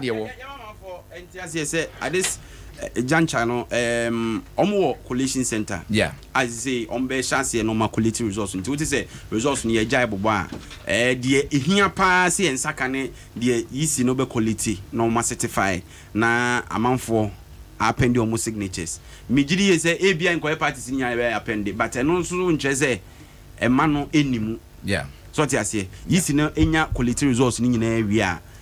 You believe us? But results need you election headquarters. Yeah. Results need you. Yes. Definitely, you be and sana easy certified ones number. But you no munsu because at the end of the day, again. Oh, yeah, my uncle at home, my young kaka. You find me again.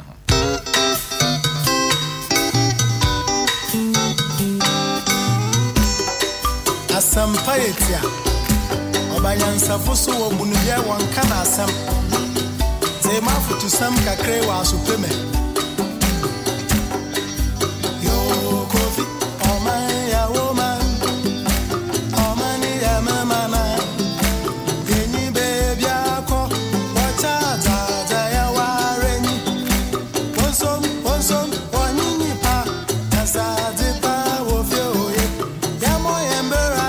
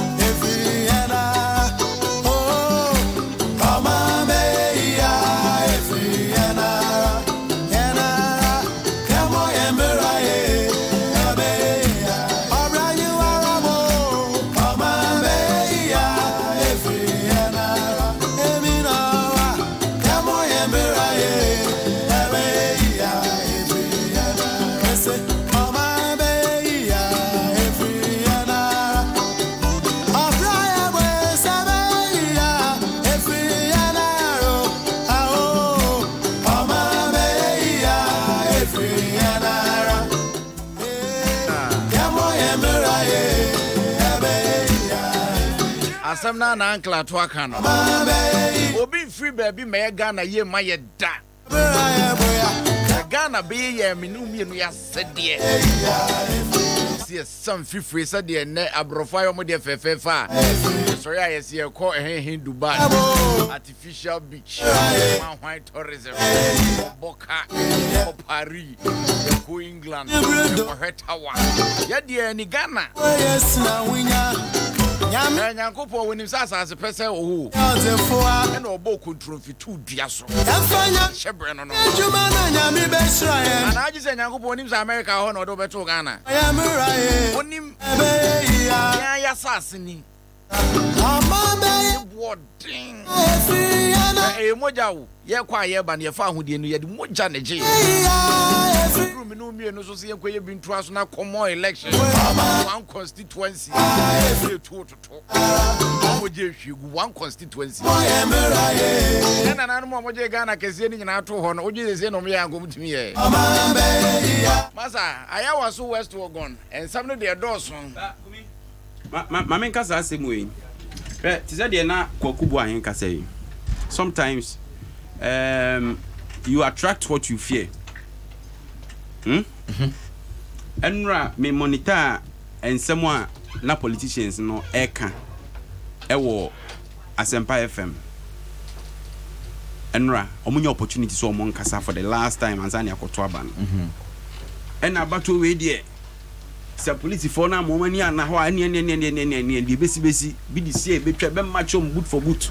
The moment a politician begins to talk like that, se manyoni frase yes o kasa sa na ne obi di see betwa o kasa pe obi di kusi hin wa kwatwa meba o kasa pe nipa na oye police ni ana oye sojani aya sign no so omra so mehwe se obe maintaining law and order no edika ka kire no say intelligence na ya kana nye bibi hu bia o wayi na so tire say se bibi anko wa fa na say bibi kitwa bi kochewa obedi nsamone tieniye na so wa mana ya let wa mana adwan ne say unya nsamone a obedi etu ono so oba ade a wo hwe ne sa nsamone na opese udi no na wa bra na nkwanko kan obi enti ebi kura na intention unim say some other parts of the world. So police in no kasakra na yes don't say ko butu mu a. Yeah. Obetimi atutuo because onim de wu. Yes. Enti nen ti say de wo bie wa no aka. Enti ensem keka ni bi won mu a wadwe say wo come o supporters ani age. Wo come mo so wo be ma. Enso na wonim se bia wo frefra sem bi e de ama ho. Yeka security asem yekwa ahoma ne so ne Dr. Festus Oben entwetwen komo security analyst. Doc, good evening. Good evening. Doc, na hone mu boko de. Nyame Adom na also yehu a chen kwane ahode ye da waseseja akranka e bia nka se nwumri nko anya aduane bia di na wo hwe TV bi na nka wadwodwo abodwisem kakra ne ja ye ha oni nyina ga na ho dontia. Yeah, enukre. Yenro Ayawaso West Wuogon abato no ense bebrebe na na akoso emotututo ne ade what follow kakra. I think the kind of nature with TFO. Like I said, it's still Ayawaso by elections. No, it was quite unfortunate. I think that whatever might have caused what happened, we could have handled it in a professional way than the use of violence now is still NDC parliamentary candidate in this year. Now, so far, accounts na koyi 2. NDC for the accounts about blaming government and NPP. I believe say nipa bia na omode hood ashisho omanim no almost suspect say ebia they are from the camp of the MPP for also say NDC for no sheda and omo ye no be the violence beba because they were afraid so omo be lucy so omo yes na acquire diversionary tactics later then they pull out na acquire sanko fenim go as ebia ama from where you sit as a security analyst sansem way what it here how do you feel? Okay, I think so. First of all, we need to interrogate the reason why Omomoko NDC parliamentary candidate in from. I've heard they are from national security because the police has denied they are not from the police, and according to reports, most of them were wearing national security uniform. For now, let's even think that they were coming from national security. One of the purpose of elections or providing security for elections is you don't want to intimidate voters, and that is why I call elections. We don't police for now or more guided police stations now. They are not armed. The purpose is not to intimidate voters. It's for these national security operatives to be marked and dressed that way. One contradicts that conception of security for elections. And so, Oshe how Moko and some more here. One should have before so bet was nice amete de wo kana se a nanka wo so mo ye simple said de be ya omo be ye easily approachable na enfa na dress na se ye call war unless there's an emergency situation that they have to deal with. By no crown, so we share the general elections are what we call the National Security Election Task Force. Task Force no, you from your mobile force, our moye, you can patrols and respond to any emergency that comes. But even them, they are not dressed in this way. You know, it's the first of all, no, I don't know the reason why I'm dressed in such a manner to go to the parliamentary candidate house to do what they did over there. But I think that we also have to look at the issue very critically. First of all, reason Ben and our intelligence Ben and Omunyaya in the Omoko, the resident of the parliamentary candidate. And the two, Omoko Honor, what kind of resistance did they face? And the amount of force Omu used to, was it proportional to the kind of resistance Omu faced from Omu Anomo parliamentary candidate in this year? And a third, I think say Omu trial. I've also heard some information that the NDC also buys people from the north to come and police their polling stations or something. But Omu prayer, can we also find out what happened and also even find out their identity, where they are coming from? Are they from the Ayawaso Wuogon constituency, or they are coming from outside? And what were they doing at the place at the time our incidents will happen? Because we share all the police stations there. I think this was one of the few places these incidents happen here. Into what might have triggered the kind of force that came from those believing to be coming from national security. And two, and the next point also is that the kind of force we use here, was it proportional to the kind of resistance or movement here from those people as the residents of the parliamentary candidate? For me, I think that we could have treated the issue in a different manner that will promote peace and tranquility between both the security agencies and then the those who are the residents of the parliamentary candidate. Doc, yenim say ye ba beto aba enchi bia be room 2020 general elections. Na ye to aba your flashpoints. Flashpoints no kwa no ebi mu de e green, ebi mu de yellow, ebi mu de red. Achese ebi de bi achi. So if baby to say East Legon and important mu ba wale shi kakra ye Ayawaso West Wuogon. Na ye to aba na etututu otimi koso ne ade a 2020 elections e de ba na mo ne wosi etu se de be ya baby a yinim se hoye flashpoint e hoye hotter than this enkoye west na enkofa asem bi ama. Yes, most of the time before the actual election, I know the police and Gasa look at different constituencies, and depending on the level of political competition and the history of violence in those places, they are able to put them under ABR, high, medium, low, and so now, me, I mentioned some constituencies because ABR in the past, there were violence in those places, but the dynamics can change in 2020 depending on the people who are contesting and then the level of political competition in those places.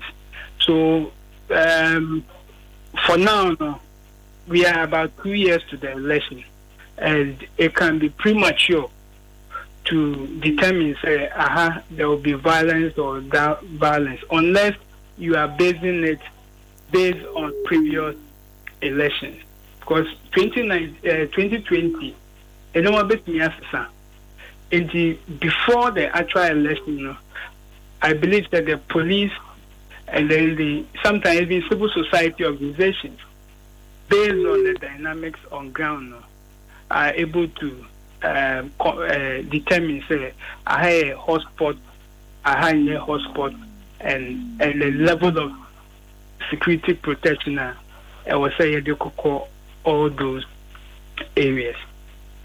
Yeah, pre-election comments I know politicians making in Ghana. As and Yannick Kubwa heading como deputy communications director at my NDC, and he was saying, say, after the Ayawaso, they are also going to organize themselves ahead of 2020 elections. Comments bisano enyehu. Because you see, we share the historical trend from 2008. We saw say some political tags belonging to NDC were very, very active, even during by-elections and all that. And then from 2015, before the last elections, we also saw when NPP was in opposition, the proliferation of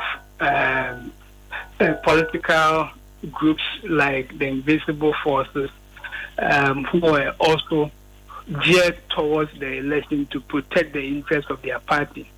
The NDC for Becca say they are going to also prepare for the 2020 election, because that is what the historical trend has shown, that all the time the party that is in opposition feels the security apparatus are on the side of the incumbent government, and so they have to arm themselves or get people to protect their interests.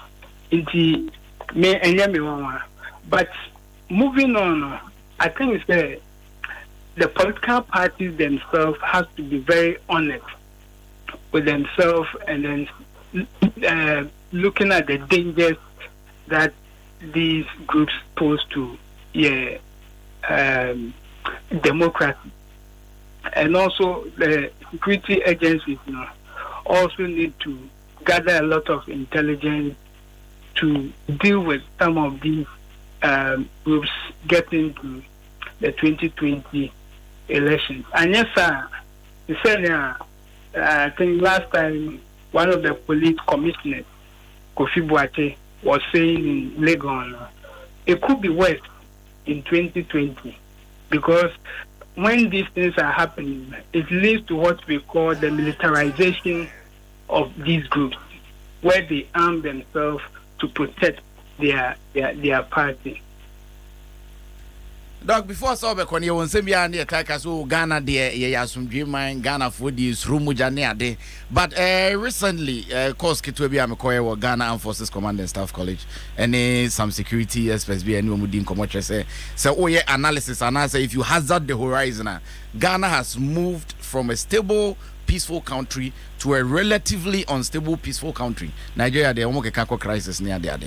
And since Unyin is a the normal dear go too much. Ghana, ye because we know, says Sierra Leone, not Asumje or what said the Ghana Nasumje.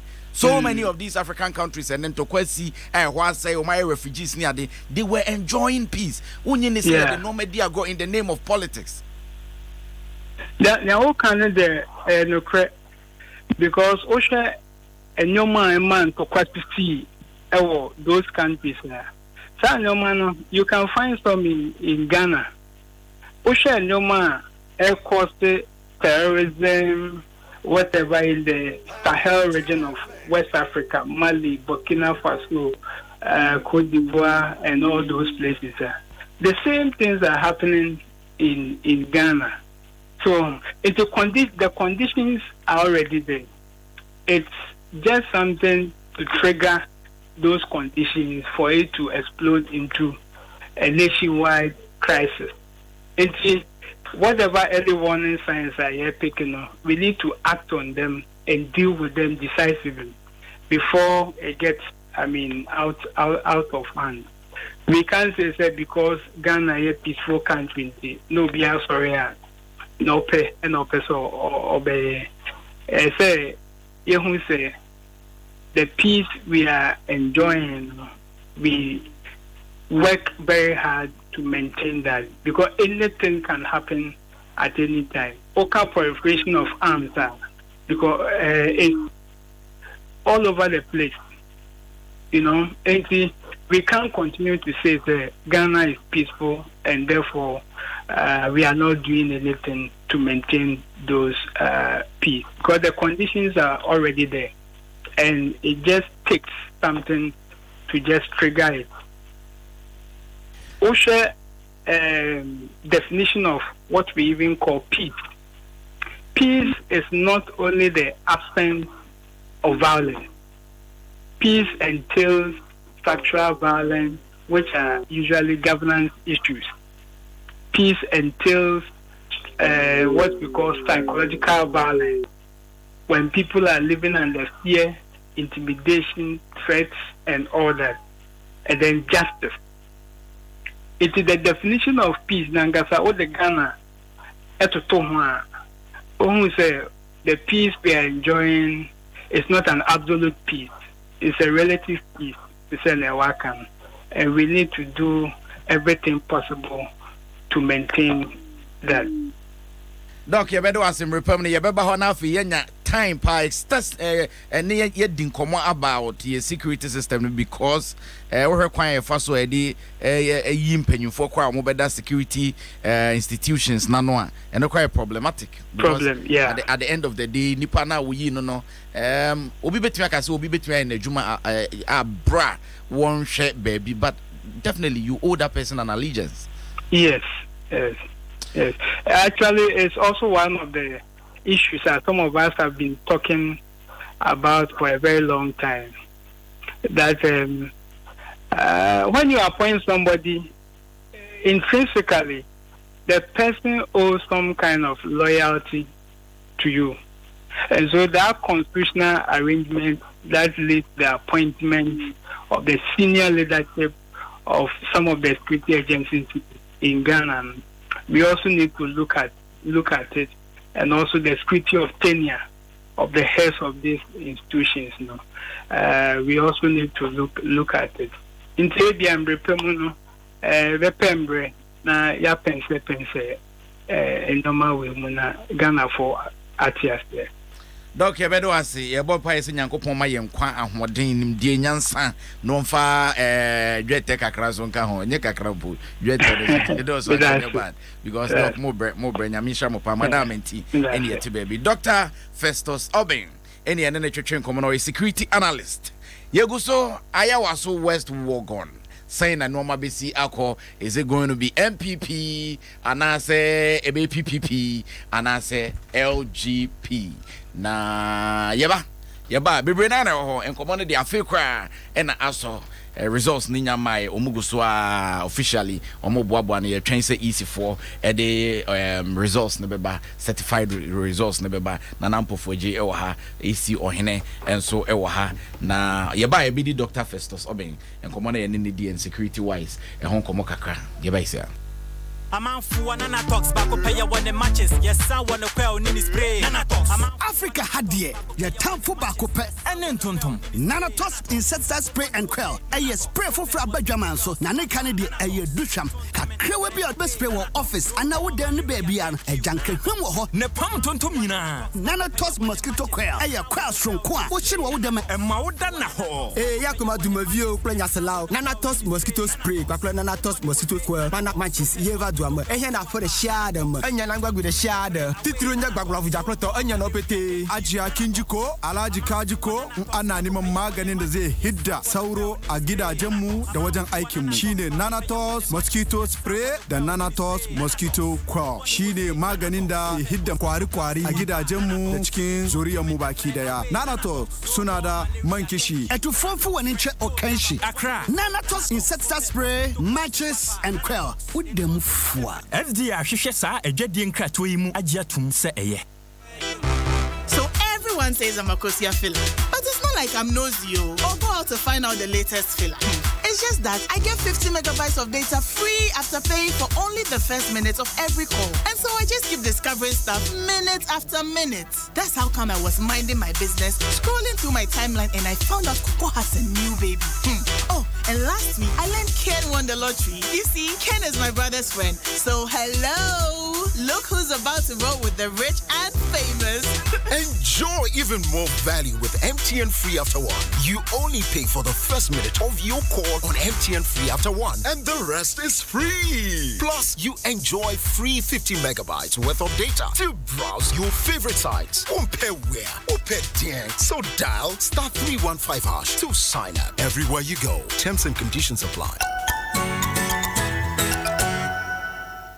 Madam, asem ho kakra o. Want me ntina me so tona no bio ana. O enya sa. Building materials ni nyina move pa. Na mum cement ni no obi aba. Wo se ope Simaf Smart Cement. Obi ba, che no say Simaf ahoɔden no ye 42.5R. Na cement wey enso ye 42.5R sa. Eye business na ye. E wadada customer ne say eye ade kro. Madam, emfa. Say enim bia ba amobi ani ate. Ehunu say Simaf 42.5R no. Clinker no doso. Enti na ahoɔden no wo soro. Esne cement bia wo Krachi, we are no kwafo pa. Asma we catch your madam na no ano no. So university grade students second class ya. There was second class upper and there was second class lower. 42.5R for no. Process ma for the atra AA. Asmu die eye BL.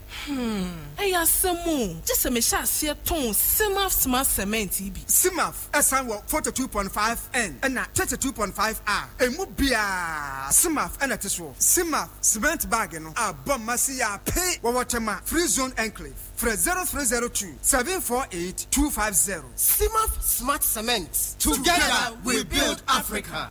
Hey, Mr. and Mrs. The mama praise the Lord.